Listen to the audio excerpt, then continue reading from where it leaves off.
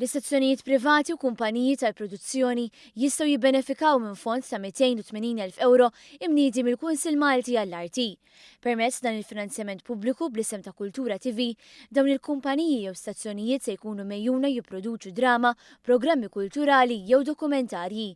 Dettalji dwar dan ingħataw waqt konferenza tal-aħbarijiet fl-Istitut tal-Arti u d-Disinn fl-Imkas mid-Direttur tal-Kunsill Tony Għattart.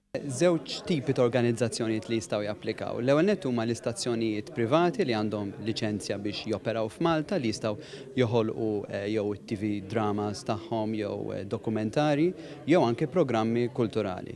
Jew inkella organizzazzjonijiet kumpaniji tal-media, production houses, illi flimkien ma' stazzjon privat jistgħu jikkollaboraw flimkien biex joħolqu wieħed minn dawn it-tliet proġetti.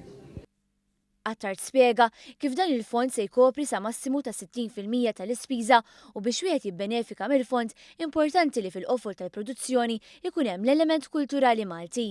Il-Ministru għall-Kultura, Gvern Lokali u Imboniċi qal li flimkien ma' inizjattivi oħra mnedija mill-Kunsill dan il-fond se jikkumplementa proċess li jkompli jiġbor fih it-talenti tal-artisti Maltin.